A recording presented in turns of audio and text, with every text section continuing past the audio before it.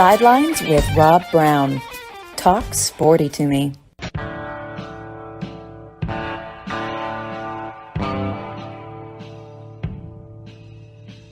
All right, Rob Browne here with you on this Wednesday edition of Sidelines, going into another big college football weekend. Lots to talk about today. There always is. Of course, we're here Monday through Saturday, 2 hours every day, www.sidelines.live, and also 680thefan.com, the podcast park over in Atlanta, right there about 50 feet from the entrance, Eastgate entrance to the Braves' truest park. Home of the Atlanta Braves and the Battery. They might have one of the greatest office locations that I've ever seen. And also, Kicks 96.3, Alexander City, Lake Martin, Alabama. 750 beautiful miles of shoreline on Lake Martin, one of the cleanest lakes in the world. About to celebrate 100 years. What a beautiful place it is down there on Lake Martin. Give us a follow on Twitter. We'd appreciate that. At Sidelines_live. At Sidelines_live. Follow us. We'll be glad to follow you, as long as you're not a bot. We all know what those are. These people that within 2 seconds of everything you do, they come back with these weird photos. But anyway, Jimmy Hodge is with us up in Lake Zurich, Illinois. Mitch Davis in Memphis. We'll be joined in the second segment by Dan Mathews, executive producer, Chuck Oliver Show, Southern Sports Today over in Atlanta. Top of hour number 2, Franz Beard, the Iron Duke, middle school football offensive line teammate with his friend Tommy Petty.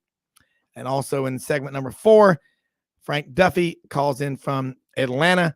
As he said yesterday, not much to talk about this week with football. You got number 1 Tennessee at Georgia, Alabama going to Baton Rouge. Auburn, finally pulls the plug on Brian Arson. And Burning Down the House, Talking Heads. Boy, they wrote that song a few years in advance, but lots to talk about today. So let's get started. Mitch, Ole Miss and Mississippi State. Ole Miss responds after the beating down in Baton Rouge, goes on the road and gets the 31-28 win over Texas A&M. And I'm not surprised, but there was a narrative, and I see where people come from. After the way Ole Miss looked against LSU, they're back in schedule, back in loaded. They could lose every game or they could win them all. They made a statement by going out and getting that win, not against a great team, but a road win at night in the SEC. Don't ever discount or fail to appreciate it, right? Rob, thank you so much for having me on. Jimmy, good to see you. Ole Miss with a great win over Texas A&M. Obviously, there are some Ole Miss fans who want to talk and say, oh, it was a 3-point win. It wasn't a great win, blah, blah. Any road win at night in the SEC is a good win. I don't care how you slice it, unless you go to Vandy. Obviously, Vandy's just Vandy. But any road win in the SEC is a good win. I can't wait to be in Starkville in 2 weeks for the Mississippi State and Georgia game.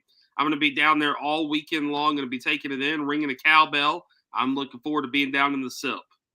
Well, you look at any SEC win on the road, and if you're not excited about it, your fans, they got their priorities just totally messed up. They're a mess. Jimbo Fisher, it's not like he doesn't know how to coach, but his offense is stale. You think he's going to let anybody else come in there and have complete control? How many times did we hear that from Mr. Rogers at Auburn? Not many times from Jimbo Fisher. He's not going to let, Alabama lost down there last year. Everybody struggles in College Station. As much as you want to say that they're a cult or they're kind of weird, because they are. They're a little weird with the yell leaders and the little non-female cheerleaders. I don't get it. It is what it is. I'm sure we'll talk about it. But that's a tough place to play. The 12th man down there at Texas A&M is a great place. They got great traditions. It's always Jimbo Fisher, he might not be a great coach, but when he's playing at home, I would not bet against Texas A&M not to cover the spread. Yeah, I look at Jimbo and Texas A&M. Jimmy made a point yesterday. You do have all the resources, a state where there's over 400 Division I high school football players coming out a year. You have money. Let's get back to that. Just because you have a lot of money doesn't mean, or that doesn't equate automatically to wins. What would you do differently if you were Texas A&M trying to fix this mess, because after the same number of games, 56 or 57 games in his 5th season, Kevin Sumlin had won more games and more road wins against ranked teams and home wins against ranked teams in the top 10, top 25 than Jimbo. So you're paying Jimbo a heck of a lot more money, and you gave up all your leverage, for lack of a better term, when you gave him this ridiculous contract. It looks like something that was done by the federal government. Rob, here's what I would do if I was Ross Bjork at Texas A&M. I'd fire Jimbo Fisher. Jimbo Fisher is not a good football coach. He had that one good year at Florida State, and he's really been nothing ever since. I mean, his buyout, and shout out to Jimmy Sexton. Jimmy Sexton gets all of these guys these massive buyouts. But Jimbo Fisher, if you're going to pay a guy $90 million, he better produce. He better get to the college football playoffs. He better win the SEC. And the thing about it is Steve Sarkisian's just right up the road in Austin, and he's turning Texas into a better program than Texas A&M ever will dream of, just because Jimbo Fisher got in here, he ran his mouth, he pissed off the wrong people, and now the wrong people are getting back at him. And I thought Lane Kiffin's comments the other night talking about Jimbo possibly having a a Joker costume. I thought it was hilarious after Jimbo called Lane Kiffin and Nick Saban clown houses. I thought it was kind of funny the way that Lane Kiffin handled the Jimbo Fisher ordeal in the post-game press conferences. Does Ross Bjork have any accountability, culpability here in the search committee and all the people? But really, it's on the AD, the Board of Regents, trustees, whatever. But those people who put this 10-year mega deal together, they've got to be held accountable. They do. And the thing about it is with Ross Bjork, and this is the same thing that we see. I know, Rob, you'll disagree with me, but this is the same thing we see at Auburn. You've got a bunch of people at Texas A&M that control the scenes behind the scenes, that control every move that Texas A&M makes. They control the Board of Regents. I think that is the dumbest thing in college athletics. I really do. The thing about it is Texas A&M, like Auburn, and we see this we see it at Auburn. When you have a small group of people, 4 or 5 people that control every move that the university makes, there are going to be things that come up that are not exactly the best for the university. I mean, look at Auburn. As much as I love Brian Harsin as a man, I think he's a great man. Not a coach, Rob, not a coach. He's a good man. Good man. He's a good man. Come on, you got to give him credit. The guy was set up to fail at Auburn, Rob. He was no way. Totally disagree. He felt like recruiting was an option. It was optional. That's where, I mean, he should have known. The people, though, again, Mitch, you're right, and I love your honesty. But Mitch, Brian Harsin did not recruit compared to what Georgia and Alabama do. He gave about a 15-20% effort, and that's inexcusable. But really, it's the agent that put him on Auburn, former AD Alan Green, the search committee, as Kevin Skarbinski, great journalist who's on our show every week down in Birmingham, the Birmingham Lead, said anyone who was on that search committee that gave Auburn Brian Harsin shouldn't be allowed within 3 football fields of the next one. And that's it. Brian Harsin, I don't know Brian Harsin, but I just say this. He had everything to teach these people at Auburn, these rubes, as he probably perceived them, but nothing to learn. Guys like that are not long for this one. And I wish Auburn would have vetted him and talked to people at Arkansas State and talked to people at Texas when he was there. We heard him. We're hearing from him now. And I'm like, that didn't even know me, that said, he was there 1 year. Trust me. That was a bad hire. And the Potato Boys need to go back to Idaho, and good luck. Have fun. But Auburn's out a lot of money for that. Mitch, Jimmy, none of us will ever lose a job and be fired and be paid $15.3 million on the way out the door for doing a terrible job. The real world doesn't work that way. They put your stuff in a box. Security takes you to the door. They take away your keys to get into the building, and you move on. That's life. That ain't the way it is with these coaches. And they've got to start holding the people that put these deals together accountable, or this stuff will just keep going on. But be very careful of John Cohen, who came to Auburn from Mississippi State. What do you know about him? Well, truthfully and honestly, being around the Mississippi State program and being around the Bulldog Nation, Mississippi State fans didn't like him. Remember, this is women and children listening, Mitch, so keep this all in the lane. He was perceived as kind of a snake figure that betray his alma mater. I mean, why would you go from Mississippi State to Auburn in a lateral move in athletics department, other than if you're trying to run for something? And that's the thing that try to tell Auburn fans is, everybody knows my relationship with a certain coach at Liberty. John Cohen was at Mississippi State when Mississippi State filed their campaign against Hugh Freeze at Ole Miss. They did the Leo Lewis thing, cooperated with the NCAA, got Hugh Freeze in trouble at Ole Miss. That's why I believe that Hugh Freeze will not end up at Auburn, is because there is still bad blood. I mean, we're all Southerners. We all get it. There is still bad blood between John Cohen and Hugh Freeze. And, it's both ways. It goes both ways. And that's why I tell Auburn fans, that's why you're not getting Hugh Freeze, is because that bad blood. And I guarantee you, John Cohen, knowing the things that he did at Ole Miss, he's not going to want to hire Hugh Freeze. He's just not. He's not going to want to take that risk. And if I was Auburn, the first person I'm calling is either A, Matt Rule, B, Deion Sanders, which, Rob, I love Deion Sanders. Everybody knows this. Or C, I would be calling Dave Arnanda at Baylor. Those three guys I think would be really good fits. Lane Kiffin, I'm not sure he would leave Ole Miss because, again, is it really a vertical move or is it more of a lateral move across the board? Well, the movie Cape Fear, one of my favorite scenes was when Robert De Niro was over there hiding behind the garbage can as Nick Nolte was out there and the guys were trying to beat him up. And he said, counselor, is that you out there, counselor? Jimmy Hodge, you are the counselor. Weigh in on this. Make some sense out of it. Help us, please. Well, when it comes to these power brokers, that got left out of the last Auburn AD search, as well as head coaching selection, which came with it, they made sure that they let everybody know that they're back in charge, because they basically bulldozed their way into getting their guy. You had heard for the better part of the last month that a big majority of the Auburn boosters really wanted Hartwell, because not only, in addition to being a solid AD, had a real strong business background. But once again, as is always the case at Auburn and probably always will be, you had your classic power struggle, and it appears that the old guard won out.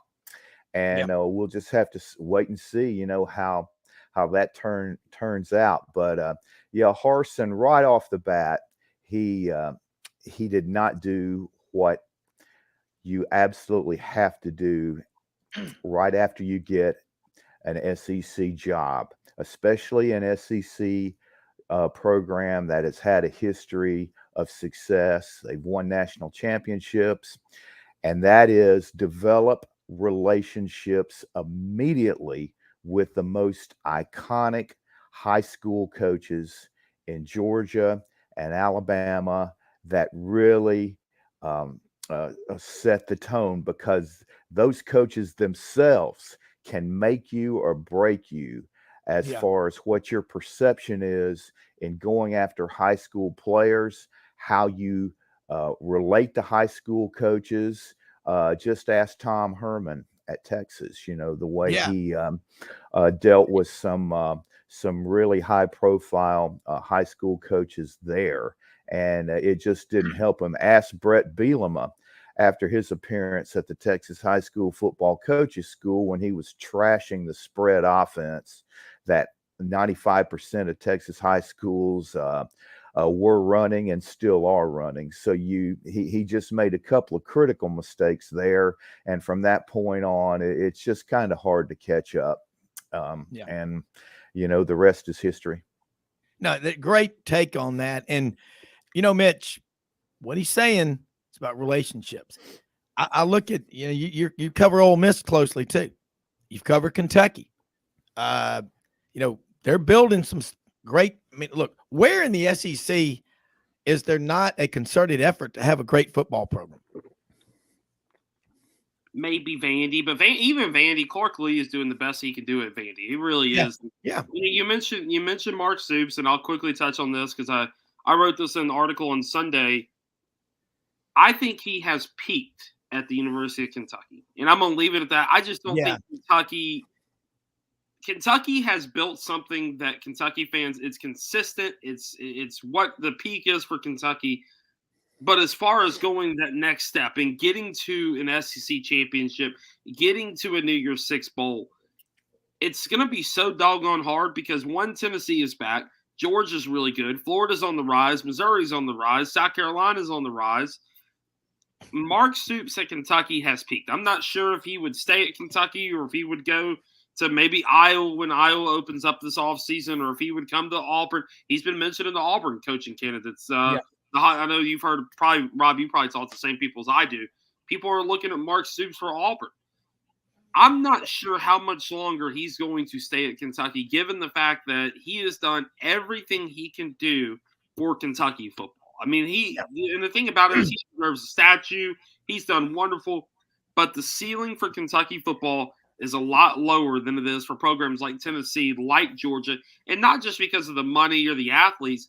It's because the brand sells itself. Kentucky, you're always going to fight the fact that basketball is king on campus. No matter who you talk to, what it is, people will say basketball is king. That's not really the right thing, but that's the way people perceive Kentucky. It is what it is. I mean, you can't argue with the fact there.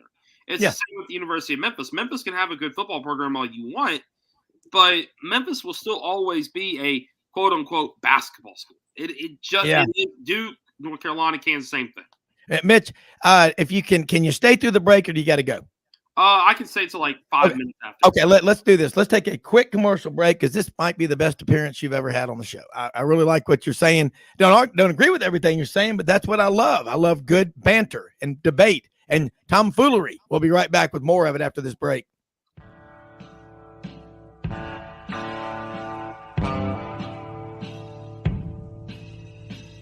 Kitchens and bathrooms make a home, and the design teams at Kitchens Unlimited know how to make kitchens and baths. They know it all because they have seen it all. Kitchens Unlimited has been designing and remodeling the Mid-South's kitchens and baths for over 50 years.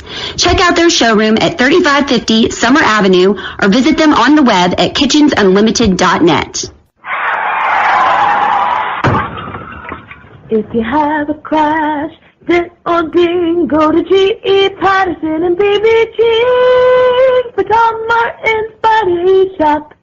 Come on down to Hewlett & Dunn Boot and Clothing Company, located on Historical Square in Collierville, Tennessee. Hewlett & Dunn is the second largest Filson dealer in the Southeast, stocked with Southern brands you know and trust. And a new inventory arriving all the time. Do yourself or someone you know and love a favor and visit this store. Open Monday through Saturday, 10 a.m. to 5 p.m. Red River Ford and Toyota, located in Wynne, Arkansas. If you're in the market for a new or used car, truck, or SUV, call, go online, or drop by and see them. Located 45 minutes from Memphis, go off the 4-city exit on I-40 and go north about 15 minutes on Highway 1. Easy to work with and still believe in customer service. If you live out of town, they will deliver your vehicle to you. RedRiverFordToyota.com. Just see what they can do. As an agricultural producer, no matter where you farm, minimum tillage is a primary concern each and every season. At House Industries in Cherry Valley, Arkansas, we manufacture equipment to help you maximize efficiency when planting and watering a crop. Pieces like the pulverizer, bedder roller, 3-bar do-all, and bed conditioner assist you in optimizing seedbed preparation and ultimately your bottom line. Visit HouseIndustriesInc.com to locate the dealer nearest you. House Industries, breaking ground. Sidelines with Rob Browne. Talk sporty to me.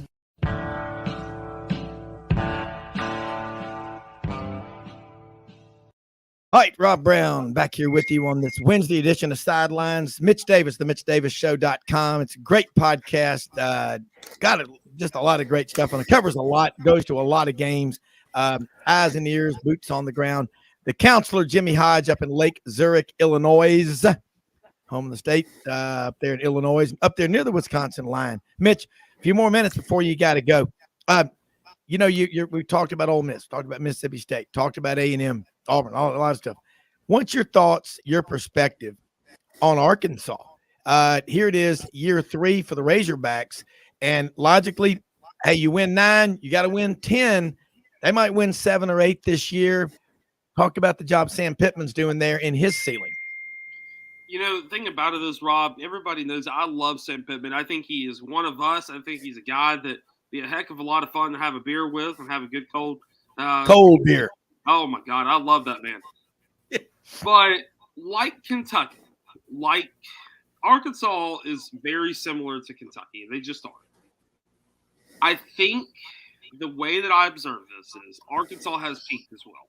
Like Arkansas is always going to be a 9-3, 10-2 team because they don't have the brand, the national brand that LSU, that Alabama, that even Auburn has.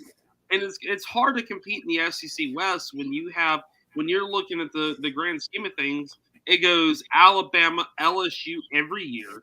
And now you've got Lane Kiffin, who Ole Miss and Arkansas are very similar. They won a national championship. They got very good coaches. But Lane Kiffin has turned in the persona of Ole Miss football into something bigger than even Ole Miss fans even thought possible. Yeah. It's hard for Arkansas to compete. Again, it's just one of those things. I think if Arkansas is like Kentucky, you go 8-4, 9-3 consistently, that's some really good football. You're going to possibly get into a New Year's. You're going to go to the Outback Bowl. You're going to go to the Citrus Bowl, which are great bowl games. And you're also going to be competing at a very high level in the Southeastern Conference. Obviously, you can get to the SEC championship. We saw that with Darren McFadden. We saw that with those players. But Arkansas is a consistently good program that can knock you off, but they're still going to be steps behind LSU and Alabama and possibly Auburn when Auburn gets their coach back. And, of course, the way that Lane Kiffin is recruiting at Ole Miss. I mean, the thing about Arkansas, just like how Kentucky is with South Carolina, Arkansas and Ole Miss like to kind of compare each other. And whoever wins that game, the fan bases think that program is in a better state as their program. I mean, you look at, they compete with recruiting. They compete on the field. I mean, Ole Miss and Arkansas are very similar in the last 2 to 3 years. Ole Miss has been the top dog in that rivalry. Yeah. Well, you look at a program, like Arkansas. They have money, but they don't have a lot of people in the state, so they have to go outside. They have to dominate their state and go to the neighboring states to do well. So, but I mean, theoretically, I don't want to put a ceiling on anybody, but you can say Nebraska's a small state, less people than Arkansas, but it was a different time the way they did things. But Mark Stoops, I think you're right. I think he's peaked out now to the point of diminishing returns. Where does he go? We'll see. That'll be a fun one to watch. But he's proven you can win, 10 games at Kentucky. But golly, with Tennessee on the rise and all these other programs, you're right. That there's only so many players out there, and we're starting to see if you don't recruit, and that was Brian Harson's downfall. You've got to recruit. If you're a salesman, you're out on that trading floor, and you're staring at the internet all day, and you're not cold calling, you're not asking for referrals, which is the lifeblood of business and sports. You got to recruit. You're not going to be around long, and if you are, then the people above you must not care. Mitch, tell them how they can follow you. Great stuff as always, and look forward to being on with you tonight. Yes, you're going to be on 7:30 to 8, and then I'm going to be taking my boy Jacob Still, who played with Arkansas State. Yeah. Now he's working with Carol Ritchie there in Jonesboro, doing radio there, talking Sun Belt football, the SEC, a lot of great things. Yeah, follow me on themitchdavidshow.com. I literally, while we were at break, just published a Tennessee football article talking about how it feels like 1998 again on Rocky Top. I've got an interview with Harold Grader that I'm publishing literally as we speak on my phone to YouTube from the Associate Executive Director of the Autos on Liberty Bowl. And then we're going to be talking college basketball today with Blake Lovell on the podcast. So it should be a lot of fun. Really appreciate you guys having me on, and I'll see you guys probably next week. All right, next week, and I'll be on with you tonight at 7:30. Thanks, Mitch. Thanks, Rob. All right, you bet. Jimmy, kind of respond to that. Looking at the Kentucky job, Mark Stoops, they've got 3 losses now. And this Kentucky team, what's their signature win? The road win at Florida. Again, at the time, it looked great. But when the season's over, if Kentucky wins out, I mean, heck, they're 9-3. For Kentucky, heck, that's a great year. But you think Mark Stoops is looking to move on? I don't think so. I mean, he's making $6 million. He's just done an incredible job from rescuing that program from the scrap heap. This time last year, nobody was saying that Mark Stoops had reached his ceiling, and there were two differences. Liam Cohen was the offensive coordinator, did a great job with that offense. And, his replacement, came from the 49ers, has not been as effective, let's face it. And then Eric Walford, the offensive line coach, went to Alabama, and the offensive line has not played well all year long, or nowhere close to what people expected.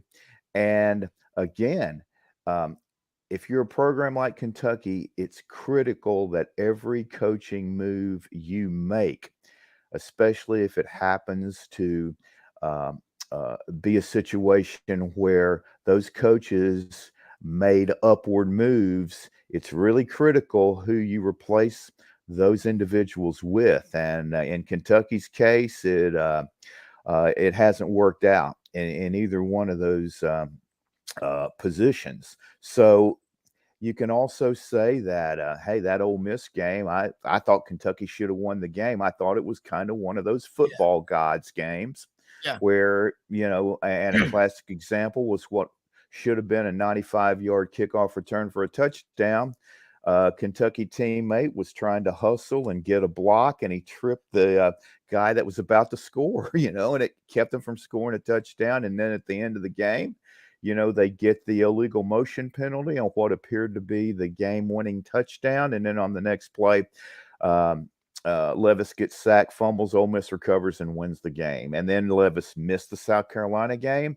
If he plays in that game, they win that one. So there are certain things that happen, and it can only take two or three things that can make the difference from being 9-3 or 6-6, or 11-1 and 8-4. So there's nothing simple about explaining a college football season. In Arkansas, they had the toughest schedule in the country.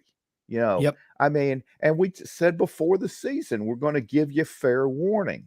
They could have a better team than last year, but their record won't show it.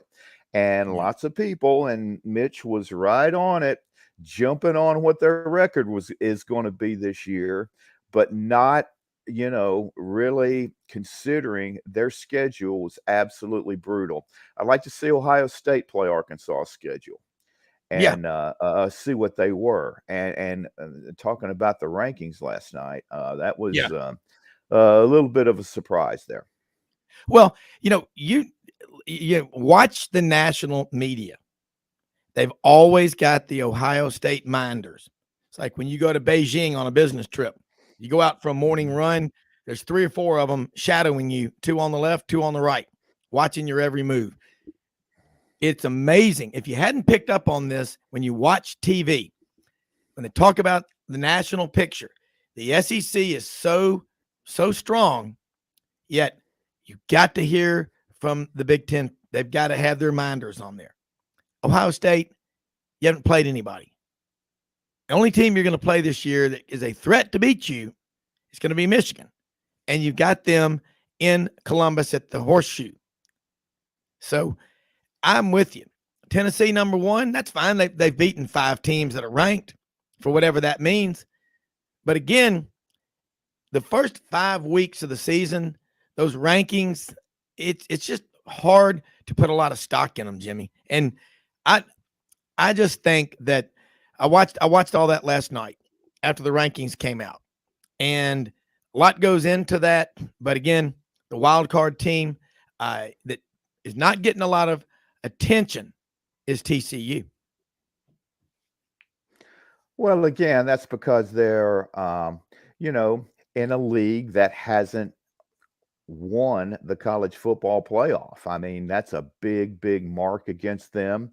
And they have, been fortunate to win 3 or 4 games. But again, Sonny Dykes has done a remarkable job there. They got a great offense, but they've won 3 or 4 games that they, could have lost. But again, though, the committee loves teams that are undefeated, especially for that opening poll. And then, in fairness, too, in this day and age, um, to win the national championship, you've got to be able to put a lot of points on the board, and they certainly can do that. Max Duggan, their quarterback, is a legitimate Heisman Trophy candidate, but since he's not on a high-profile team, he'll get to New York, I think, or deserves to, and that'll be about it. But again, though, I think that opening poll is more for a splash effect more than anything else, and let everybody know, hey, this is the only poll that counts from this point on. Yeah. And I will say the committee, as things have progressed to that final poll, for the most part, they've gotten it right, because you do have football coaches on there. The eye test is really big to them, and they have on 2 or 3 occasions really push back on that Ohio State influence, on a couple of years, and rightfully so. Yeah. Well, you look at the college football playoff rankings, and that is the only poll that matters. And it's always annoying when you read about a victory a team has late in the season, and they'll use the AP poll, and they'll say, well, you only beat the 5th ranked team, when in the playoff rankings they were 2nd or 3rd. I don't know why people do that, but I mean, that's the only poll, you're right, from here on out that matters. A lot of people will tell you it was exciting in the days before we went to the BCS. You could wake up New Year's Day with your head throbbing and say, wow, our team has a chance, if this happens and that happens and that happens, to win the national championship. That's that's one way to look at it. And then the BCS, you had 2. So if you were the 3rd team, you felt left out. You felt like the jaded lover left at the altar. Then we go to the 4-team college football playoff. Well, the 5th team, A&M is still reeling over being left out in 2020 when they went 9-1, the year of the virus, with a 10-game SEC schedule.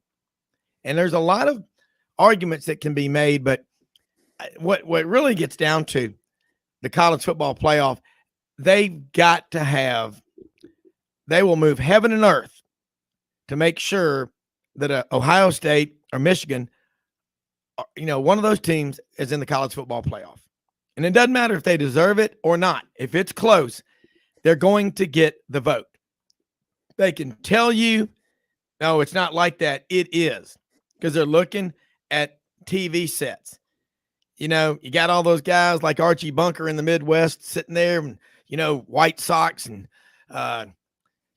earth shoes and flannel shirt, sitting there in the chair drinking a Croisen beer, watching that Big Ten football. It's all they've been doing, and they got to keep those people. So Ohio State, Jimmy, is it fair to say, before we're going to go to a break in a minute, we only got a couple of minutes, is it fair to say Ohio State is the darling of the national sports media, especially the Eastern establishment? Oh, sure. Absolutely. Because I think that win in the first playoff in 2014 against Alabama, I think it gave those people hope, that, hey, Ohio State is going to be that permanent contender north of the Mason-Dixon line that, can be the counter to Alabama. And since, Urban's been there, they've certainly dominated the Big Ten. And then when he named Ryan Day as his interim replacement, and then he became the permanent coach, they've really gone to another level, though, as far as their recruiting and all that. So, yeah, those particular media people who really don't care for Southern teams in general, that's their go-to team. But I do think their schedule, though, is at a point that if they lost to Michigan, they would be out, because, again, they would get killed on strength of schedule in competing with the other teams for those 4 spots to get into the playoff.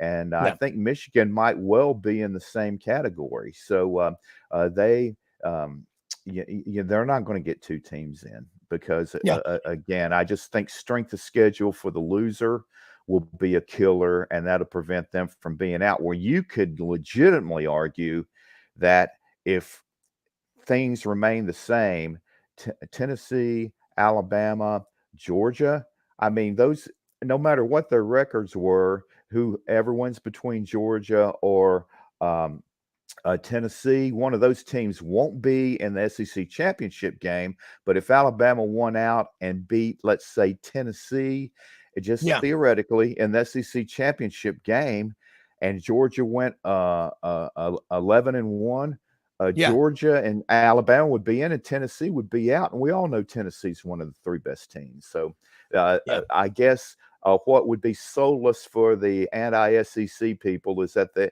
SEC will not get 3 teams in a 4-team playoff. And what you just said there, and we're going to go to a break, but that's it. Even if the SEC had 3 of the 4 best teams in the college football playoff, the people on that committee aren't going to let that happen because they're not ready for the criticism. They don't want it from around the country. So my response to those people is to the Pac-12, Big 10, ACC, Big 12, other conferences, Group of 5, whatever. Do something about it. Produce great teams. You can't fault the SEC exceptionalism. That's just the way it is. We'll be right back.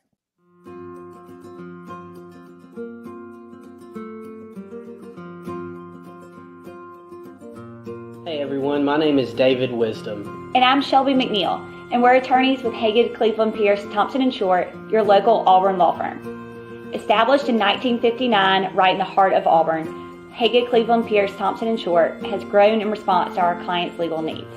We're a full-service law firm focusing on the legal issues our clients face.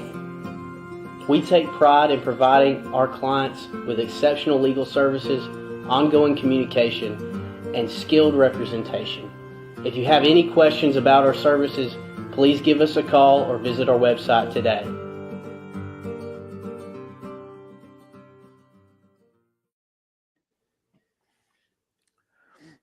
All right, Rob Browne back here with you on this Wednesday edition of Sidelines, and got an interesting text from Reed Garrett down in Birmingham, native of Wilsonville. I guess that's the tailwaters of Lake Martin. Had a good criticism. He said Clemson is the team in the college football rankings that makes me put my head through the wall. How can they be on that list with no quality wins up to this point? It baffles me. I'm bamboozled that the committee would put Clemson in their top 4, especially, hey, Dan Mathews joins us now, executive producer, Southern Sports Today over in Atlanta, with Chuck Oliver, also Chuck and Chernoff in the afternoons on 680. Dan, your reaction to these first playoff rankings and Clemson being in there at number 4, Michigan 5, Alabama 6, but LSU came in at number 10. What a job by first-year coach Brian Kelly. But your takeaway on these rankings?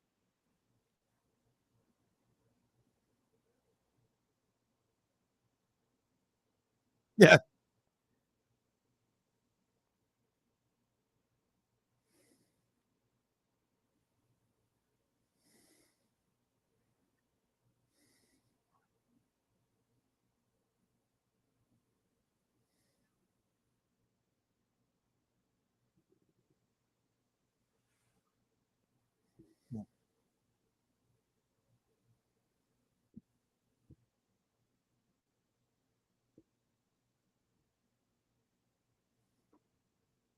Yeah.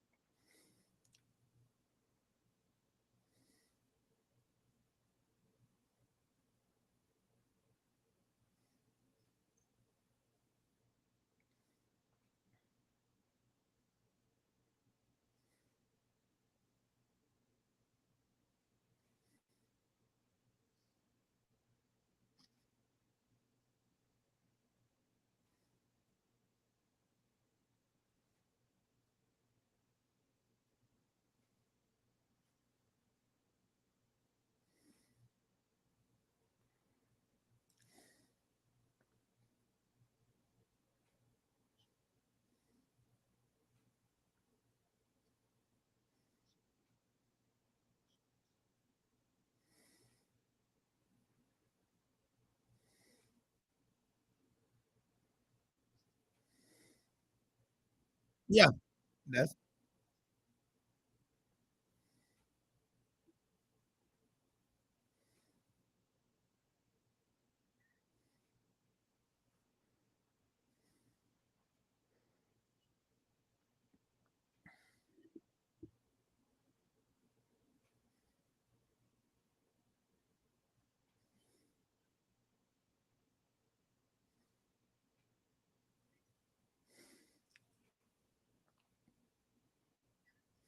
well going on the road. Well, LSU having Ole Miss at home. Ole Miss went on the road, got pounded. I think that rattled a lot of the voters, but that was a great win for LSU. And the job Brian Kelly's doing in his first year is incredible. And I'm with you.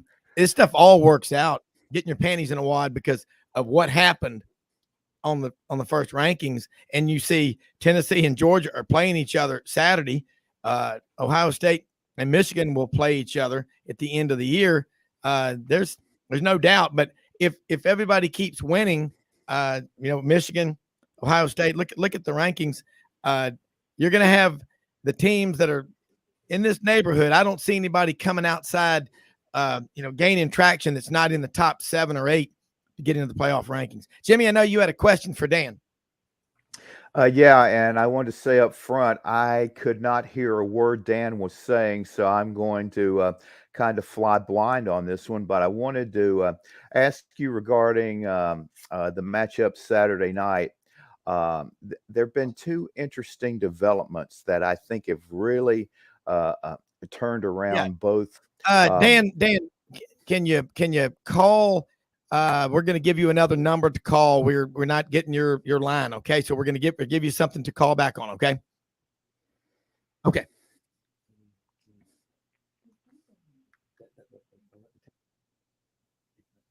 Okay. Jimmy, keep going on. I know you were going to talk about those rankings. Yeah, well, again, Clemson is a major concern because the ACC is they're just not a strong league, as we all know, and Clemson has taken total advantage of that over the last 15 years. But this Clemson team, I've seen them play 3 times, well, and parts of 5 games. But in the 3 games I've seen against Georgia Tech, as bad as they were, before the coaching change, and then the last game, they kind of reverted back to that level of play. But Georgia Tech was within 1 score in the 4th quarter against Clemson, and it looked like it was going to go down to the wire until DJU escaped what looked like a certain sack, and he shoveled the ball off to Shipley, who runs for a big game, and they go down and score, and then they pull away. And then, the overtime win against Wake Forest, which they were very fortunate to win, and Wake Forest just got murdered by Louisville the other day. And then against Syracuse, Clemson was outplayed pretty much the whole ball game, should have lost it, and yet they have them at number 4. And honestly, I don't think you could put them at number 4 in the SEC. I mean, I'm just wondering, Rob, do you think that Clemson could beat Tennessee, Georgia, Alabama, and Ole Miss and LSU the way they played the last 2 games? No. I mean, I don't. And I mean, Clemson's got a great program, and I like the ACC. I like it, but and Dan's back on with us right now. Sorry about we had a little Dan. Jimmy had a question for you on those rankings, but I don't think Clemson beats all those teams. Not that Clemson's not a good program. It's just that week in and week out, no. Jimmy? Yeah, Dan, what I wanted to ask you about is the upcoming matchup Saturday night. And I thought there were 2 really interesting developments, one involving each team over the last 2 games. And that is the development of Jaden Daniels against Florida, and their last outing against Ole Miss. And that is, it took him the better part of 2 months, but against Florida, he finally got comfortable getting back in the pocket and going through his progressions. And on a lot of his big pass plays, he completed passes to his third and fourth options. And even more importantly, he looked comfortable doing it. And in addition to his running ability, when he sees an opening, that really gives defensive coordinators problems. And he did the same thing against Ole Miss. And again, it just made them a totally different team. You could just see it in the body language of their players. They're playing with such confidence. And then on the other side of the coin, after the secondary debacle that Alabama displayed against Tennessee, Saban finally put Eli Ricks in the starting lineup at cornerback against Mississippi State, and he was sensational. From the first play of the game, he knocked down the slant pattern. I think Alabama had 14 pass breakups in the game, and he must have had 8. And the fact that, man, he is displaying midseason form made Saban, I think, revisit the fact or his idea that how you play in practice is more important than a game. And I think that's going to result in a fascinating matchup a Saturday night, especially with Ricks wanting to show his former team what he can do. Yeah. Dan? I mean, there's a lot to go through there. Jaden Daniels has been a massive difference maker for this LSU offense. I mean, I think the fact that he is actually, trying to work downfield and trying to, open up the offense that way, I think has helped. But also, too, I think that their running game being at the very least capable. Remember, I've talked about that for the longest time, that's been their biggest issue is trying to have that. And I understand that people want to blame Jaden Daniels, but when you can't run the football, you don't have anything. You can't do anything. I think that's been able to help as well. And I think if they're able to get that going against Alabama, then, yeah, you probably feel pretty good about your chances. I think the other thing is as well is you can't turn the football over. You can't have special teams mistakes. Both games they've lost this year, that's been the name of the game is block kicks. Which that usually shows you of an unorganized organization, or also two turnovers in the receiving game. I mean, I'll just call it what it is. I think it became mental for Jack Besh, and that's something that, unfortunately, you have bad seasons, you have bad games. I think after that, that's when it's pretty much gotten to now the return game is. I think that the edict is fair catch the ball. Just catch the ball. That's what matters right now. Give ourselves a chance, and we'll go from there. I think that's probably been what they've been going with. Yeah. Dan, let me ask you this. Looking at it over where you are, what are the Clemson fans? And you and Chuck, every day, you talk to a lot of people. What do they think about this team? I mean, I don't think that they necessarily think it's one of the best teams they've ever had, but I think it's also too in the past. That's the thing that I think kind of cracks me up about these last couple of years is, for one, of everybody, saying that, there's a decline of. They won 10 games last year. I mean, that's a hell of a decline if that's really going to be your decline. The other part of it as well is, I understand what they are offensively, and I do believe that this offense runs better, at least from what we've seen, especially against Syracuse with Cade Klubnik, as opposed to DJ Uiagalelei. I think that it's kind of one of those. Once you do what they did with the quarterbacks in that game, it's kind of hard to say, well, emphatically, DJ U's our guy. When you have a performance like they had, and I understand that you didn't put a lot on Klubnik, but I also saw an offense that ran a lot more fluidly with him out there. So that's something that everybody can see. And if that's the case, it's kind of hard to pound your chest and say, no, DJ U's our guy. When I think that clearly even guys on your own team are seeing it and saying, I don't know, coach, maybe let's take another look at this. Yeah. Dan, looking at the big matchup this weekend over in Athens, Georgia at home, they got 10 sacks on the year. They got 3 against Florida. Tennessee is going to make you play every part of the football field. How does Georgia alter what Tennessee does that nobody else has been able to stop? Run the football. I mean, that's as simple as it is. Run the football. They've been able to really get that going the last couple of weeks. It was probably what ended up, helping them pull away in that game last week. And, really relying on Kenny McIntosh for some of those tough runs that he was able to put up. Dejon Edwards has been somebody else that's really stepped up for them. Same with Branson Robinson as well. They've been pretty injured in the passing game. Their most key weapon in AD Mitchell has been somebody that hasn't been able to, get on the field ever since the Sanford game when he, came up with a high ankle sprain, and then also dealing with a thumb issue as well. So that's what they have to do. There's that, and it's also if they turn the football over 3 times against Tennessee, they're losing that game. You can't have Stetson Bennett throwing a couple of interceptions. You can't have another turnover as well, which I'm trying to remember what the third one was. But regardless, you had 3 against not getting the football back.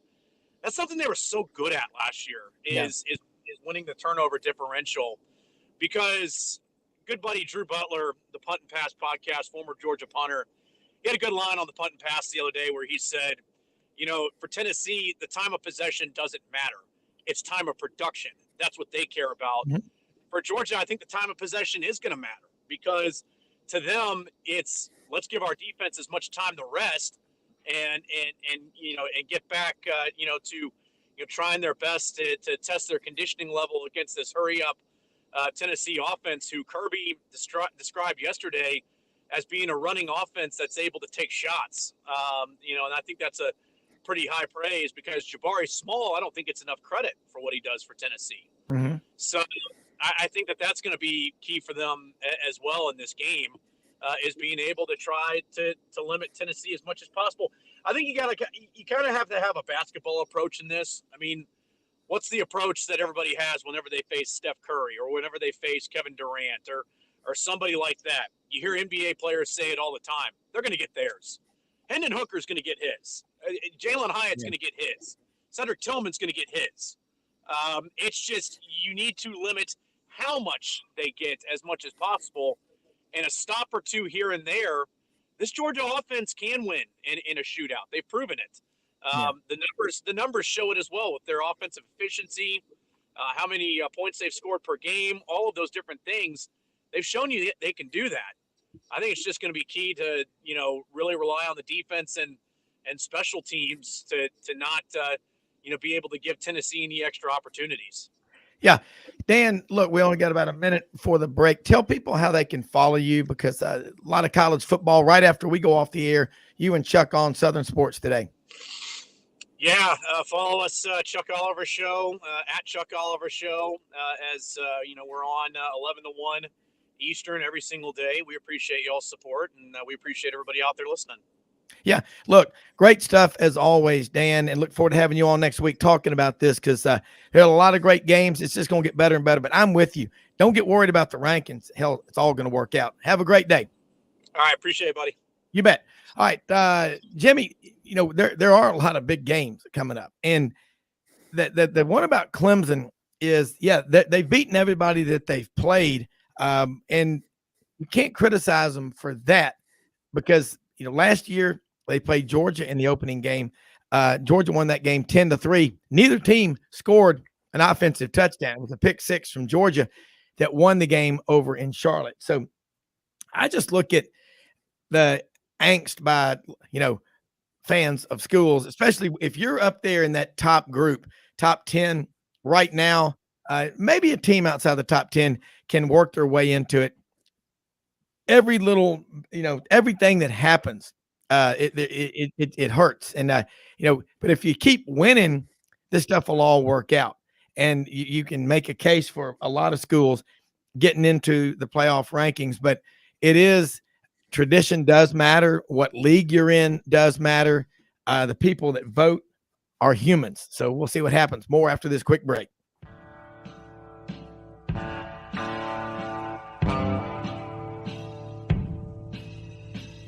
Kitchen Kitchens and bathrooms make a home, and the design teams at Kitchens Unlimited know how to make kitchens and baths. They know it all because they have seen it all. Kitchens Unlimited has been designing and remodeling the Mid-South's kitchens and baths for over 50 years. Check out their showroom at 3550 Summer Avenue or visit them on the web at kitchensunlimited.net. If you have a crash, dent or ding, go to G.E. Patterson and BB for Tom Martin's Body Shop. Come on down to Hewlett & Dunn Boot and Clothing Company, located on Historical Square in Collierville, Tennessee. Hewlett & Dunn is the second largest Filson dealer in the Southeast, stocked with Southern brands you know and trust. And a new inventory arriving all the time. Do yourself or someone you know and love a favor and visit this store. Open Monday through Saturday, 10 a.m. to 5 p.m. Red River Ford and Toyota, located in Wynne, Arkansas. If you're in the market for a new or used car, truck, or SUV, call, go online, or drop by and see them. Located 45 minutes from Memphis, go off the 4-city exit on I-40 and go north about 15 minutes on Highway 1. Easy to work with and still believe in customer service. If you live out of town, they will deliver your vehicle to you. RedRiverFordToyota.com. Just see what they can do. As an agricultural producer, no matter where you farm, minimum tillage is a primary concern each and every season. At House Industries in Cherry Valley, Arkansas, we manufacture equipment to help you maximize efficiency when planting and watering a crop. Pieces like the pulverizer, bedder roller, 3-bar do-all, and bed conditioner assist you in optimizing seedbed preparation and ultimately your bottom line. Visit HouseIndustriesInc.com to locate the dealer nearest you. House Industries, breaking ground. Sidelines with Rob Browne. Talk sporty to me.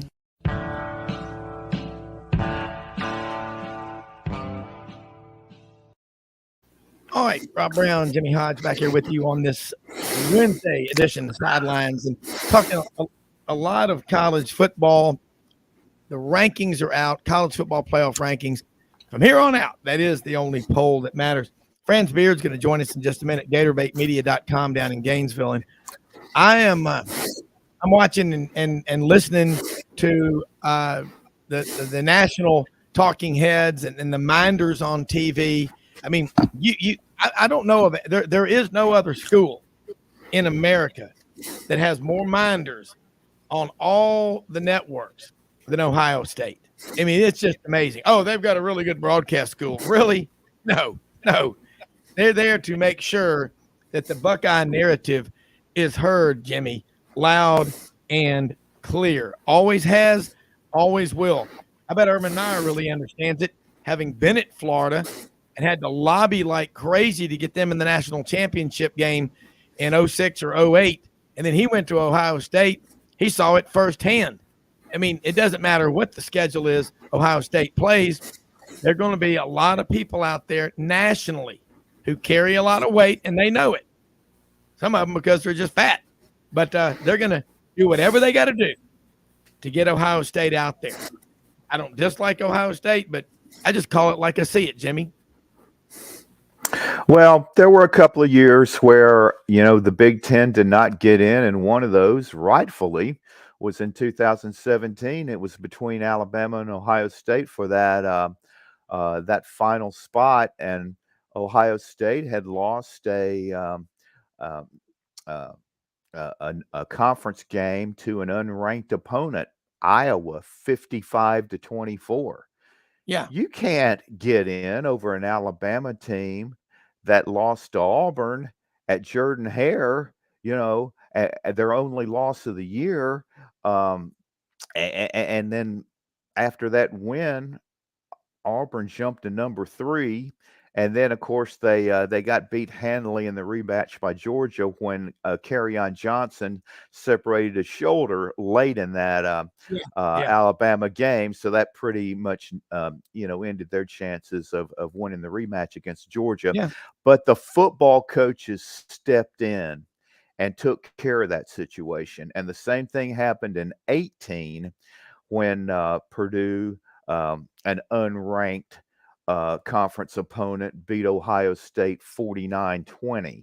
So in those two cases, Ohio State was rightfully knocked out because, you just can't get beat by 5 touchdowns by an unranked conference opponent.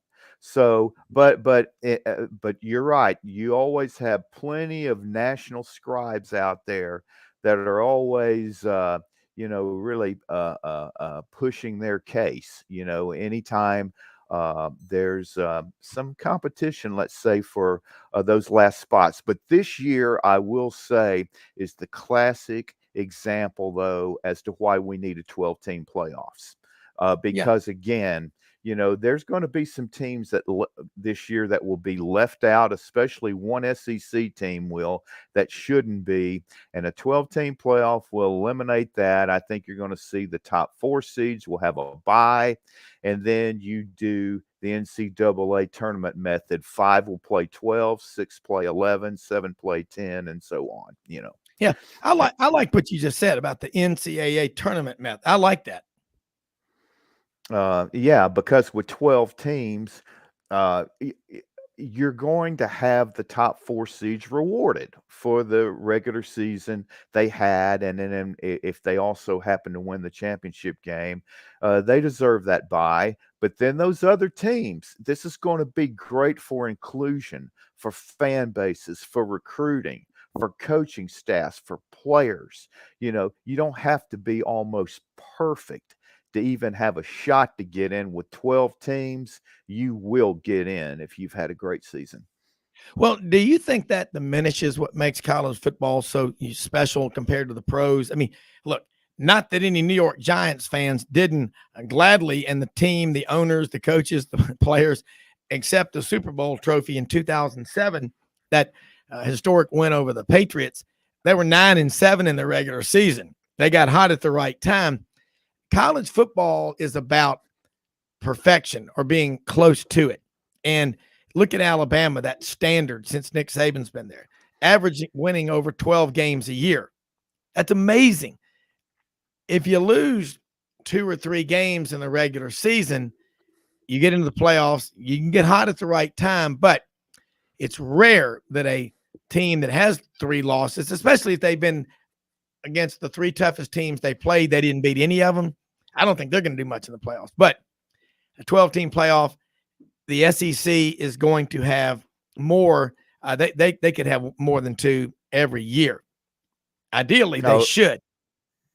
Yeah, most likely a minimum of 3, and in a lot of cases 4, because when you've got 7 or 8 teams in the top 25, I mean, with the addition of Oklahoma and Texas, they're going to win the strength of schedule comparison every time. Yeah. If you're in competition with teams from other conferences for those 9, 10, 11, and 12 spots. And what will also be a great development, I think, is certain heavyweight teams that might have lost a couple of games because they lost some key players. They get them back at the end of the year, and they're sitting at number 10, 11, or 12. They could win the whole thing despite having to play an extra game. But it gives some of those teams who lost great players, and there's nothing they can do about that, but they get them back late in the year. Hey, they should have a chance to try to win the national championship, because it's obviously it's obvious they're one of the best teams when they do get their team back at full strength. Yeah, and when people try to say, well, these are student athletes, they can't play this long schedule. Oh, come on. But look, they're getting all kind of money with NIL. They'll figure it out. But I do think for just interest, fan interest, all across the country, because right now the Pac-12 has got, this is kind of sad. Southern Cal and UCLA are coming back, as they've announced, 6 months ago or whatever, 5 months ago, that they're leaving to join the Big Ten. And there may be other Pac-12 schools that go with them.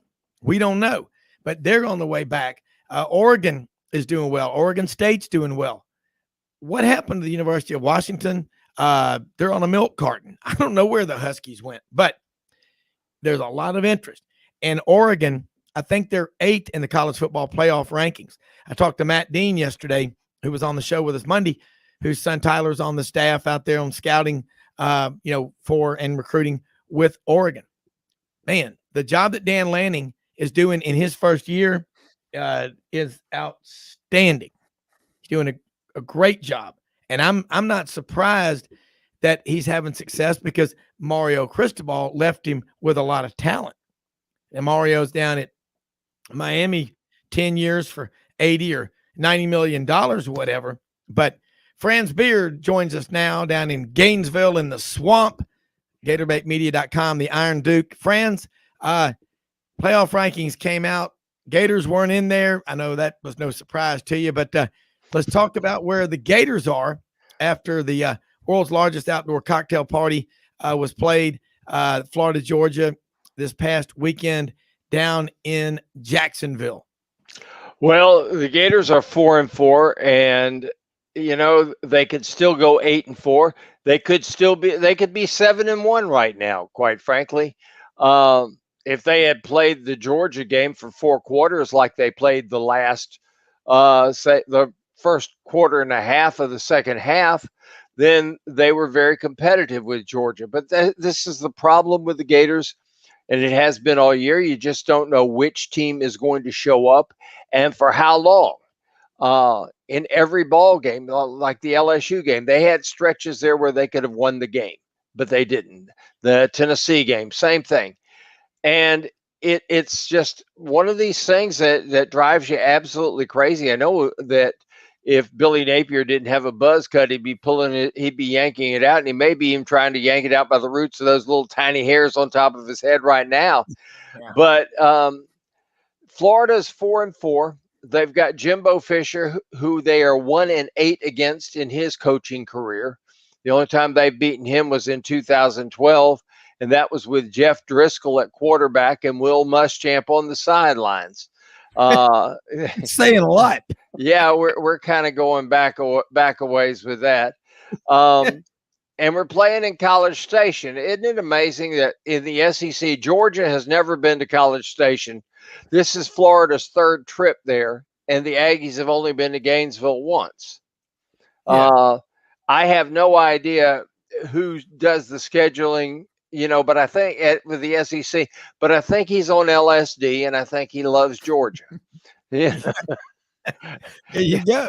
Lucy in the sky with diamonds. Yeah, well, exactly. Picture yourself in a boatload of lilies and tangerine skies and marmalade, marmalade, whatever. We need some marmalade here with the Gators because we need to sweeten things up. People are getting restless. I wrote about it today, though. This is 12 years in the making to get where Florida is. And from 1990 to 2009, Florida won more football games than anybody in the country. And that was by a pretty wide margin, by about 10 or 12 games over Ohio State, which had the 2nd highest number of wins. And you look at what's happened since then. Florida's about 28th, 29th overall in wins since then. This will put it in perspective. Since 2010, Alabama's won 157 ball games. Florida's won 99. That kind of tells you where the Gators are at. Georgia's won 130 ball games. Florida's won 99. Yeah. So when you're behind like that to the 2 teams that have dominated the conference, your program is in bad need of an overhaul. But just like it didn't happen to get to this point, didn't happen overnight, getting back to a championship level is not going to be overnight, particularly because now you've got 2 teams at the top that are not going to recruit at anything lower than, say, a top 5 level. Yep. Probably you could even say a top 3 level. You got the Aggies, who are doing very, very well in their home state. Texas is about to join the SEC, and that's going to be a huge boost to their recruiting. I'll tell you what, people can say all they want to about, well, Texas being Texas and all that, but you put Texas in the SEC, and that changes the dynamic for an awful lot of kids. They're going to say, well, wait a second here. I was thinking about going someplace else, but if Texas is in the SEC, and I'm a Texas kid, that changes that completely. So it's going to be an uphill struggle. And Florida's fortunate that there's a tremendous talent base here, but it's going to take a lot of hard work. And it's an uphill climb if you're not well prepared for it, if you don't have the organizational skills to deal with it, you aren't going to make it. Well, and I agree with you. You look at Texas A&M, they had that jump from 2012, but last July when it was announced Texas coming into the league, that now takes that recruiting advantage they had away. And I think A&M knows it. I mean, A&M, Jimbo feels the pressure. Look, he's won fewer games at this point in his career in his 5th year than Kevin Sumlin had. So again, until he proves and changes that narrative, people can say, what has A&M gained? Really, they've just spent more money. Jimbo Fisher, he's 8-1 against Florida. I don't know what that's going to mean Saturday. Really, this game Saturday is going to be two struggling teams. And I don't know what you can draw from who wins and who loses, whatever. But A&M, this is year 5 for their coach. This is year 1 for Billy Napier. What is up to this point? And, the takeaways, every week, Florida, we got to coach them better. We got to play better. We got to do this. We got to do that. Give them a report card on Billy Napier and the Gators, Franz, up to this point. A, B, C, D, or the dreaded F. Well, I wouldn't give him an F. Yeah. I really wouldn't. And it's hard to give him a D on this because you're a first-year coach, which means that the bulk of your roster are guys that were recruited by a coach that got fired because he lost football games. Yeah. So I would say, all in all, I'd give him a C, not a C plus, not even a C minus, just a solid. Let's just call it a gentleman's C. You know how that went. We had certain professors that you could go to in our time in college. All three of us that you knew were friendly, and if you kind of showed up and acted like you liked him, he'd give you a C, even though maybe we really didn't deserve it. Yeah. You showed up every day. You showed up to class. Yeah, and this is what Florida's doing. They're showing up every week. Yeah, I was kicking around some numbers, and here's something interesting. When Billy Napier was a rookie coach at Louisiana in 2018, I looked at his roster. Then I looked, they went 7-7. I looked at his roster the next year when he goes 10-3, which is a really nice leap. There were 39 guys from that roster in 2018 who could have returned, who were plying their trade elsewhere.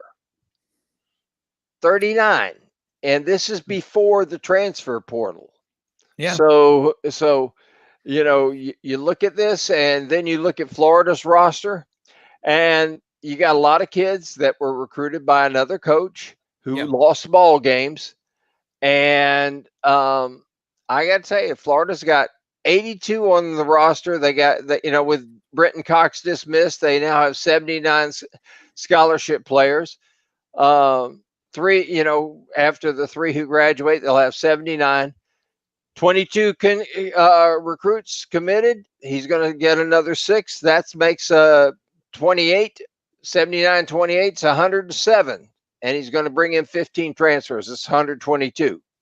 That's slightly, just teensy bit over the NCAA mandate of 85 scholarships. I mean, Jimmy's the math major among us, and I mean, he could tell us that there's a whole lot of shaking going to have to go on in Gainesville for the Gators to get down to 85.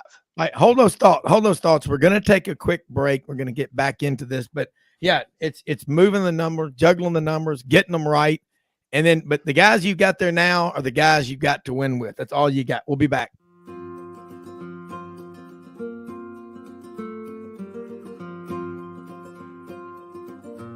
Hey everyone, my name is David Wisdom. And I'm Shelby McNeil, and we're attorneys with Haggard, Cleveland, Pierce, Thompson & Short, your local Auburn law firm. Established in 1959, right in the heart of Auburn, Haggard, Cleveland, Pierce, Thompson and Short has grown in response to our clients' legal needs.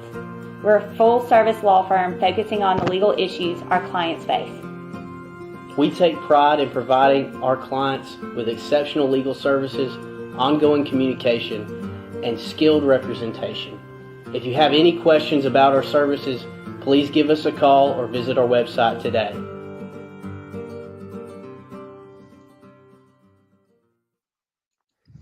All right, Rob Browne back with Franz Beard. We were doing some math going into the break. So far, Franz, you give Billy Napier and the Gators at this point 4-4. That's about right. It's a jump ball. It's a C. They showed up. They play spurts of really good football, and then they play some football that is not good at all. And they're going out there where they played the Aggies in 2020 when they were supposed to only have 20% capacity in the year of the virus. They had about what Dan Mullen said, 50 or 60,000 people in the stands, and the cheerleaders were doing all those odd cheers and, you know, all the hand signals and stuff. Franz, do you know what they're doing? I mean, it's something cryptic. It's almost like Stonehenge, you know, the dances out there. Well, I went to during my formative years in Mississippi, we had a big Aggie fan, and he alone made an entire county of 25,000 people dislike the Aggies immensely. And having been out there to a ball game and everything like that, this is like going to a Masonic funeral. I don't know if you've ever been to a Masonic funeral, but they got the hand signals. I'm telling you what, if you get sent off by the Masons, I'll tell you, you have had a show. Your funeral was a show. I guarantee you there are people who walked away from there. Boy, did you see what they did for that boy? I'll tell you what, he went to heaven with a send-off. And I promise you, it's like that. I mean, you go out there and you watch them, and there's like, what is that? You know, cheerleaders are supposed to have legs so that guys can stick them up there on their, put their hand on their butts and lift them up. So all 116,000 people in the stadium can see that girl's legs and go, boy, she has got her set of stilts on her, doesn't she? Instead, we get guys they look like they've been clean. They look like they've been on chipping duty on a Navy ship. You know what chipping duty is? You get out there and you chip the paint off, and you repaint all the times to keep the rust from forming. That's what they look like. They look like chippers on a Navy ship. I've never, I like it. I love having Olin Buchanan on this show, and he was on with us for a while now. He's got a schedule change, but texags.com.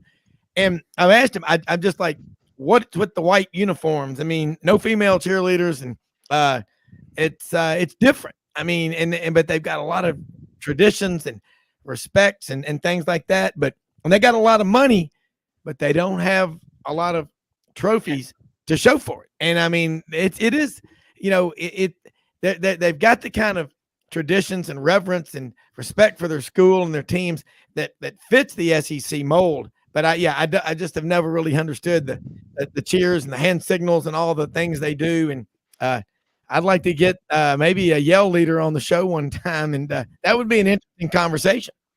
Well, could he? The question is, can he talk? I mean, he can do hands. Maybe you have to go in code and stuff. Is it possible that the yell leader actually cannot speak, and maybe that is why the tradition began? Maybe they found a bunch of guys on campus who wanted to be part of the team, but they were mutes and they were not allowed. They couldn't speak, so they developed these hand signals, and everybody says, "Oh, that's what that means." Yeah, I mean, maybe that might be the answer. I don't know. But I'll tell you this much: Florida better have some answers Saturday. Yeah, they better. The Florida better have some answers Saturday. Jimbo apparently has found himself a quarterback, but we say that every time he gets a new quarterback. because every new quarterback he gets has a good game. Yeah. Yeah. But what happens after that? No follow through. Jimmy, let's do little quick questions and answers here with Franz Beard, GatorbaitMedia.com. And then Frank Duffy has joined us from over in Atlanta. Mr. LSU Tiger. Go Tigers. You to give me a cool beer and a hamburger. But $17, $18 million in a buyout when you get canned is hey, ain't this a great country? But Jimmy, jump in here with Franz Beard. Yeah, Franz. Connor Wigman, the 5-star quarterback recruit that A&M had more or less been keeping under wraps all season, made his appearance against Ole Miss, and he had a big game, 28 for 45, 4 touchdowns, no interceptions, and I think Haynes King might be looking at the transfer portal because I think he's had about every opportunity up to this point, but you're right. We'll see if he can come through with 2 big performances in a row. But I'd have to say this, Franz, though, about the Gators on Saturday. Down 28-3 at the half, they could have easily folded the tent. Yeah. And they came out, opened the half with a impressive drive, got a turnover, scored again, cut the gap to 28-20. And I just think the difference in this game was simple. It was just the number of players, the talent differential between the two teams. But it showed me, though, that the Gators are playing for this coaching staff. And that was impressive to see them make it competitive, and they just need more players. And I think that will be addressed in the offseason. Well, it has to be, and because I'll give you an example. Florida may have the slowest safeties in Division I. The three of us, might be a year or two and a step or two, less than what we did at our prime, but our safeties wouldn't outrun us by much. We got freshmen who are going to have to play. And I think that in these last 4 weeks of the season, we're going to see more freshmen that Billy Napier recruited, and maybe some of the guys that have been sitting on the sidelines. It's very, very important for Florida to get to a bowl game, though. They've got to get to a bowl game. And here's the biggest reason why, and it comes down to numbers. Those extra 15 practices, during a game, during a season, you don't really get to evaluate development, and you don't really get to evaluate necessarily who's going to be here next year and who isn't. But I guarantee you, when these bowl practices, if Florida gets 2 wins, I think they will. I think 7-5 is reasonable at this point. 8-4 is possible, but who thought that Moses would part the Red Sea? I mean, it happened. 8-4 could happen for the Gators as well. Hold the staff up and the Red Sea parts and 4 wins come about. But here, I look at this and I think to myself, okay, you got to win ball games. You got to win 2 more. You got to get those practices, because that's when you got 15 practices to basically evaluate your entire roster, and most of which, you got to remember, they will have 79 guys in bowl practice, providing they don't kick any more off like they did with Brenton Cox. Yeah. But let's just say they're going to have 79 guys at bowl practices that have the chance to come back. Well, some of those guys aren't going to have a chance to come back, because it gives them 15 practices that they haven't had during the regular season because they've been in game prep to evaluate and say, this guy can cut it, this guy can't. Yeah. Talent assessment. Yeah. You got to go through the roster. I mean, you got to look at your roster when you get there and look at it during the season, after the season, and roster management. Frank, you may want to elaborate on that, but that's critical, especially when you're in a rebuild. Well, let me tell you something. I know a little something about roster management after our bowl game last year. I thought for a second I was going to have to go back in and play linebacker. You're exactly right, Franz. This is the time for Billy Napier to be able to look at his talent, address it, in an honest fashion, not scrambling to have to field the team, but to have that assessment. And then you've got that flexibility with recruiting right around the corner. You've got the 2 recruiting periods to know where you need to go in and plug and play. And Billy Napier was also, I think, very talented, just like Nick Saban was, just like Brian Kelly was, at work in the transfer portal. And that's where you're going to be plugging guys in, going forward, where you do have those roster deficiencies for next spring. And now's the perfect time to find it out. Yeah. Franz, I don't think you can argue with that. I mean, and you look and Franz, look, Gators 4-4 could finish 8-4. That'd be huge. Billy Napier is recruiting. Where do the Gators currently stand in the recruiting rankings, Franz? Number 8, and in the conference, in the country. In the country. Wow. In the country, they're number 8. They lost on Cormani McLean, 5-star out of Lakeland, who an hour before he committed to Miami told people in Florida, "I'm a Gator." Well, something happened between now and then. I'm not saying that money changed hands or promises were made. We know that nothing like that ever happens in college football, particularly when it involves the U, E-W-E, the U. That's so much. We know those people are pure as the driven snow. Of course, it doesn't snow in Miami, so that might answer that question. But snow. I know some of the kids they're going to get, and they're going to. With McLean, I thought they had a chance to finish, say, about 4th or 5th. Without McLean, I think they're going to finish about 6th, which I think is great class. Considering your last class was a transition class, I think finishing 6th is significant. The transfer portal is where it's going, just like what LSU did. I give Brian Kelly a tremendous amount of credit for picking the right transfers. And let's be realistic about using the transfer portal. Dan Mullen in 2021 brought in 3 defensive tackles, the Truesdell and Newkirk from Auburn and Shelton from Penn State. But they're one and dones. If you're going to bring in a one and done transfer, he's got to be somebody that is a plug and play guy that is going to make a significant contribution. He's got to be an absolute stud. You cannot bring in a one and done that is a mediocre player. If you're going to bring in a transfer, that's not going to be a superstar, he's got to have at least 2 years eligibility. So he's got to pick and choose. I think Brian Kelly did a great job of bringing in the right kind of transfers at LSU. I give him a lot of credit for that. Yeah. I mean, I look at, if I'm a coach, man, I want to get out there and recruit difference makers. And you're not going to get all of them, but if you finish number 6 in the country, you could be 4th in the SEC. That's how competitive this league is.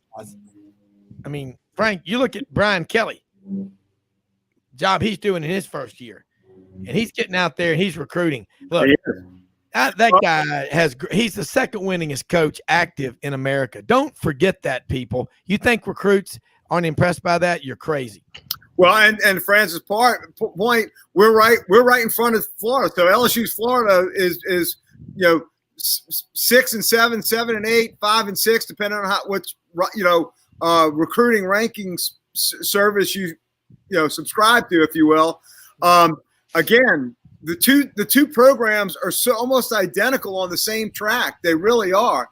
And that's also, it was an important game when we went down to the Swamp. I think it was, a nice litmus test, and we're happy we won it. But I think both programs are on that same trajectory because we had virtually the same problems. We virtually went at it the exact same way to fix it. We're recruiting in the exact same way, and I think we're both going to field very highly competitive teams going forward. I think both administrations are showing that they're professionals. They're the adults in the room, when we haven't had that in prior, administrations. Yeah. Jimmy? Yeah, I mean, I'm really impressed with what Brian Kelly has done because he didn't panic. In that opening game against Florida State, it told me a lot right there. I mean, Florida State's basically 2 feet from putting the game away with a minute left. You run a quarterback sneak or just a dive play, but yet the LSU players on that defensive front, they didn't have 1 ounce of give up in them. They played as if they had a chance to win the game. They were going to pull off a miracle, and they did with some help from, from the coaching staff there. Pitching the ball to the tailback, but then they drive 99 yards and, had a chance to, go into overtime, and they had the special teams issues that they're still working on. And Jimmy, I can't attest to this, but I think the October Brian Kelly sticks it in on that 2-point conversion where the September Brian Kelly was just feeling his way. I'll bet you October Brian Kelly put it right in on him. We don't have one because he knew he was playing with house money. House money. So you might as well try to take advantage of the gift. Absolutely. Yeah. And you've seen that approach in the last 2 ball games. You've seen that in the game against Florida and the game against Ole Miss, because he went to Jaden Daniels and said, "Son, go push the envelope. Okay, go try and make plays." Go try and Jimmy, you've said it this numerous times. He started going through his progressions, which he didn't do even in the Auburn game. You didn't see it in the Auburn game. He just tucked and ran. Yeah. Hey, got a text here, Franz. This is a Gator from down in Key Biscayne, Florida. Texted me and said, his name is Saul Rosenberg, says, anything short of Nick Saban as a coaching hire right now is an experiment, and it's a guess. Saul Rosenberg. Wow, Saul, you're pretty gutsy. You're probably sitting out there on the beach right now and having a good time. You went out on a limb there, brother. I got to give it to you. I mean, hey, by the way, even if you hire Saban, it's not a given. Hey, friends, we're going to a break. I want you to hold your thoughts. Saul Rosenberg, Key Biscayne, Florida. Interesting. I like that text. Anything short of Saban is an experiment. It's a reach. Okay. Well, we're going to talk about that more. Got the Iron Duke down here in the bottom right-hand corner to the left in front of his fire pit, Frank Duffy, and up in Lake Zurich, Jimmy Hodge. I'm Rob Browne. We'll be right back.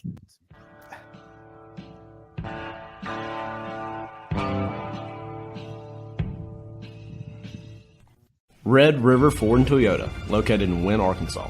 If you're in the market for a new or used car, truck, or SUV, call, go online, or drop by and see them.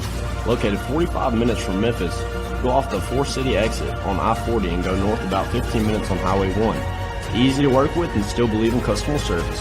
If you live out of town, they will deliver your vehicle to you. RedRiverFordToyota.com. Just see what they can do.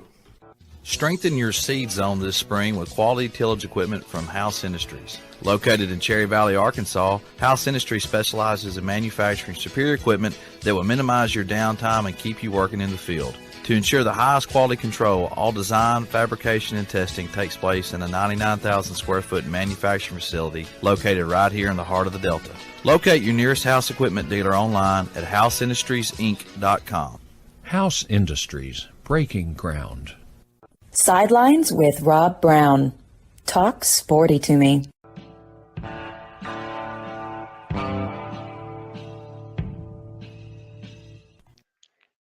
Rob Browne back here with you, man. We got the college football Wednesday blitz going here on Sidelines, and thank you for listening down there, Saul Rosenberg, Key Biscayne, Florida. You know what? I was talking to Audrey, my wife and producer, during the break about, Franz and your talk about the Masons, sending you off to at a funeral, with all the hand signals and all the stuff and A&M and all like that. It's good stuff. And I'm telling you, man, there are some. I once stayed in Mount Ayr, Iowa, when we were pheasant hunting. This was November of '97 in the Odd Fellows Lodge. And I don't know what the Odd Fellows do, but I know REM has a song, Odd Fellows Local 151 or some line in there. Have anyone on this screen here, Jimmy, Franz, Frank, are any of you affiliated with, or have you been affiliated with? Are you currently under review for membership to an Odd Fellows Lodge? I'm just asking. Well, the answer, I'm going to go out on a limb and say probably they don't do many things that are normal. Franz, what do you know about this? I mean, there's some strange stuff. Well, we had this big old building here in Gainesville that used to be the Odd Fellows Hall. We really did. It hasn't been it wasn't occupied for a lot of years. And back in the 60s, the hippies took over and started,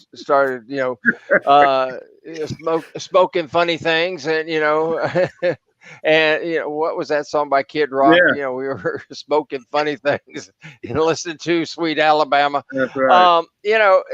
We had that and the building still exists, but and the people who live in it may be odd. It may be one of these things that kind of just passes down from generation to generation, for all I know. Yeah. But I will say that. But I will say this: that and by the way, did you have your pheasant under glass after you shot him? And if they did, they give the pheasants guns and let them shoot back. That would have been a sport. We limited out and walked about 15 miles a day in that switchgrass. It's about 8 feet tall. By the time you got to the bar at night, you had the 1,000-yard stare. I've been in the switchgrass. It's tough out there. That pheasant didn't last long enough to get under glass. Did they give the pheasants guns and let them shoot back? Then it's a sport. Yeah, when you're up there hunting in South Dakota and Iowa, I mean, that rooster, hen. It's a lot of fun. All right, let's get back on track. College football, man. Let me ask you, Frank. You got a big one, and Franz, stay on here with us. We're gonna kind of switch into LSU, our purple and gold. LSU's got a big one Saturday night, or as they say down south. I'm shocked there's even a game in Baton Rouge from all the little I'm hearing about it. I mean, I would have thought the only game was going to be in Athens this weekend, huh, Jimmy? I mean, we're like the redheaded stepchild. It really is. Yeah, but it reminds me a little bit, Frank. I know you'll remember this. I mean, this was decades ago, but the famous Auburn Georgia game with Terry Beasley, Pat Sullivan. Georgia 71. Was undefeated, I think 35-21 or something like that. But both teams were 9-0, and it was just but ABC had used up their allotment of games for each team. It wasn't televised, right? And so that added more intrigue to it. Yeah. Well, I think our game is going to be a fascinating game. LSU's got a puncher's chance. If both teams play their best ball, Alabama beats us by more than 2 touchdowns. Okay, I'll freely give that. However, an interesting stat so far this year: Alabama is -4 on turnovers, and LSU is a +3. So as happens many times in this series, this game can turn on a turnover or on a crucial penalty or a non-called pass interference call that maybe should have been called.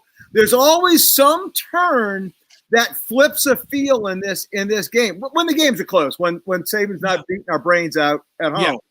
Yeah. And I will tell you, I kind of wish this was in Tuscaloosa because we play much better in Tuscaloosa for some bizarre reason.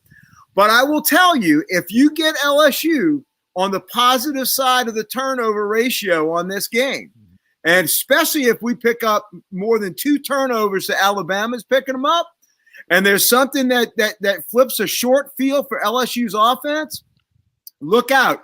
Night game, crowd is going to be into it. Again, we know what's on the line. But if you take away that flip field, Alabama has the better offense. Alabama has the better defense. I think it has the much better special teams, though with Alabama, sometimes it's a flip of the coin in the kicking game, but they are better than ours right now. So LSU is going to have to play an almost perfect game to beat Alabama. And on offense, that's going to come down to Jaden Daniels being able to pick up yards, crucial yards with his feet. He's our best running back. And as Jimmy will tell you, if Alabama plays a disciplined defense and keeps their gap assignments with their speed on defense and being really quick to the perimeter, it's going to be hard for Jaden Daniels to pick up those yards. But if they do not keep their lanes, he has shown you in that Auburn game, Rob, that Doug Dean and I sat there and watched. And in the Florida game, and of course he also did it in Ole Miss, if you give him lanes, he can pick up a first down when you need it. Yeah, well, like the old McLaughlin hour. You're correct. Let's go to Franz beard. Franz. Franz. Yes, I'm here. I just hadn't heard a thing that Frank has said, but at any rate, let me, I will throw this in about LSU at night. I have covered enough games in Baton Rouge over my lifetime, dating back to my first year covering college football, which was in 1966. I've been to enough football games there to know that strange things can happen. Great teams can come in there and be humbled. And at the same time, I've been there when Steve Spurrier went in there and lit them up. Yep. So anything is possible in Death Valley. The one thing that I would say right now is LSU has a tremendous psychological advantage going into this ball game in that nobody thinks they can win this game.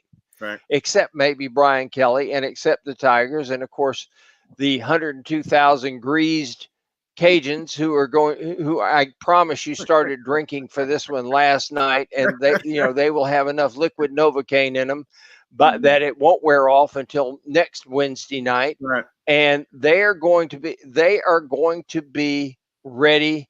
And this place is going to be an absolute zoo. So,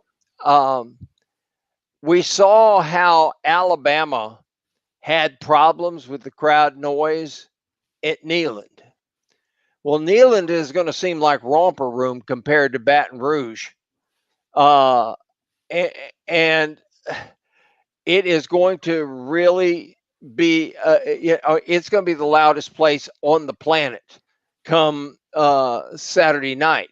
So, can the crowd noise get to Alabama a second time? I think that's a reasonable question to ask. And if it does, and they have problems keeping Jaden Daniels in a pocket, we could see this. Would it be a hoot if somehow or another LSU winds up as the winner of the SEC West? And Tennessee is the East. Would that gets to play Tennessee a second time? Yeah. I think no one expected that. And to your point, Franz, you're exactly right. The crowd noise will be high, but here's the thing: LSU's got to flip the narrative. We can't have these late starts like we've been getting. If we get behind by 10 or 14 or 17, like we did against Auburn, like we did against Ole Miss, this is a different cat coming in than Ole Miss and Auburn. And Al, you get down to 2 touchdowns to Nick Saban, he's going to have your jugular. Hate to use a Halloween reference, but it's going to be the howling, and you're going to be looking down at your innards. To get this crowd into it, LSU cannot have the slow starts that we've had almost on every game, with the exception of the Southern game this year. Can't do it. Can't pull a Florida State or an Auburn or an Ole Miss. Or even the Florida game. I mean, until that third quarter, we played sloppy, and you can't do that against Alabama. Not a Nick Saban team. No, and this isn't a dominant Alabama team, but they're good enough. They're still a 6 foot, yes, sir. 6-inch diameter Eastern Diamondback rattlesnake. We thought they wasn't anything in 2018 when Joe Burrow had beat a snot bubble out of Georgia, and Alabama came in 2 weeks later and beat us. I think it was like 37-0. I know I stayed till the end because I couldn't give the two Alabama guys that were sitting in front of me in section 214 the pleasure of watching me leave early. I was going to stay there. I told Wanda, I said, honey, strap in. We ain't leaving. I don't care. And I had to listen to their conversation. I was so close. I could listen to the entire conversation. No, we've thought night games at LSU, we're going to do something against this Alabama team, and they come in and they beat the hell out of us. In fact, one of the most embarrassing times I've ever sat in Tiger Stadium was the debacle in 2020 watching, Bo Pelini's defense down there against Alabama's offense. And it was just, it was child's play.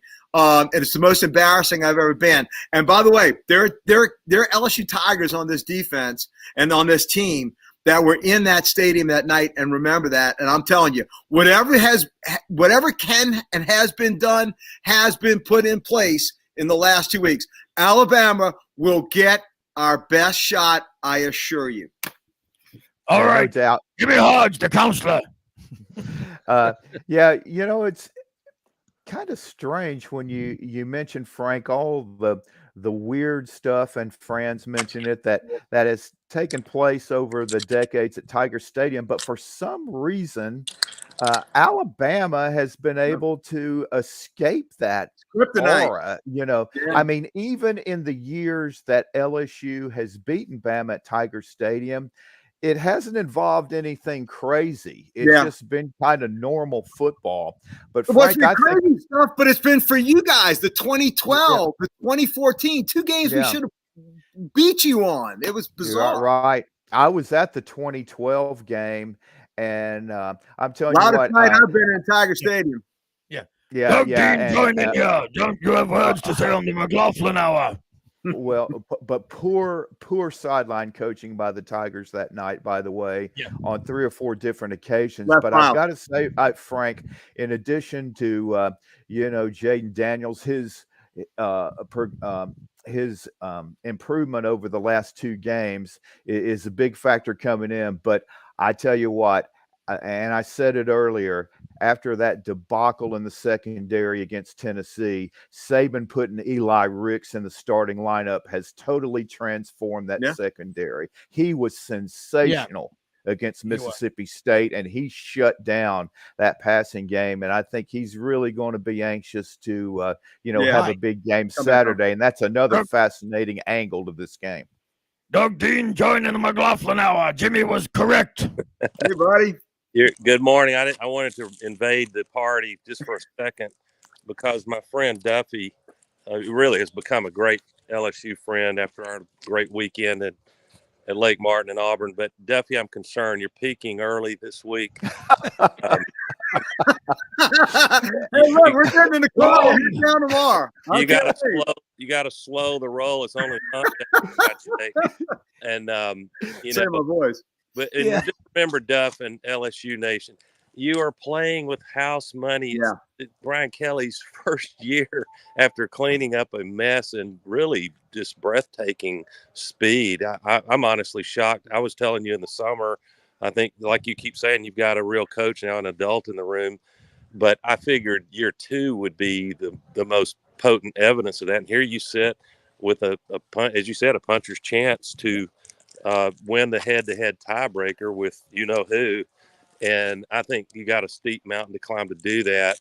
And you were not helped, I might add, by the absurdity of last night's initial playoff selection committee putting Alabama behind Clemson. Are you kidding? This is just outrage. I can't follow the idiotic metrics. They use one set of metrics for one team, and then they throw those out the next team. I'm stealing that line from irritating Georgia and irritating Alabama is normally not good for the rest of us in the conference. It's all and I'll tell you what else is setting up. And, I think Nick Saban, I've said it already, but not that I enjoy this likely outcome. I think Saban has been given a gift with the over one tough loss. Admittedly, they've struggled on the road twice. Not always the road, but Texas and the Texas A&M game, both could have easily been losses.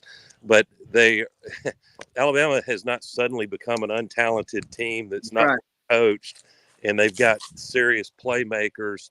Jimmy might have made the biggest point of you'll find out Saturday, have they fixed the secondary problems that Heupel was able to expose. But I'll tell you what's not impossible and it's coming. What do you do if you've got not one, not two, but three one-loss superb teams in the SEC going into playoff selection? You know what I'm referring to. Yes. Franz Beard. Well, I can tell you this much. The possibility that we would wind up with 3 one-loss SEC teams is very, very. That's very real. It is. And you look at the Big 10 plus 4, about to become the Big 10 plus 6. They can't do their math up there. But you look at them. You got 2 teams up there that I would say it's dubious that they would, either one of them would win more than 9 ball games in the SEC. I don't think they've got enough speed to win in the SEC. And you look at that, you got one team there. They're begging for Clemson, and here's why Clemson's there. They're begging for somebody to be in there so that so that they don't overlook it. TCU's going to get knocked off. I guarantee you Tennessee's going to get knocked off. Oregon, I mean, come on. Oregon's the bell cow of the Pac-12, and Georgia boat raced him. Correct. And no, I agree that we run out of time, unfortunately. This is great stuff. On the McLaughlin Hour. Jimmy Hodge, picnic. No, but this is fun. This is great. This is great. Wrong. Robbie, the only thing I need to say is that Auburn is no longer held hostage. Yes. Day 689. Oh, it's over. That's right. Hey, given the expectation to get nothing in return, most often to see the face of Christ in the least among us. Thanks for a great show, everybody. We'll be back tomorrow. Have a great one. We're out of here.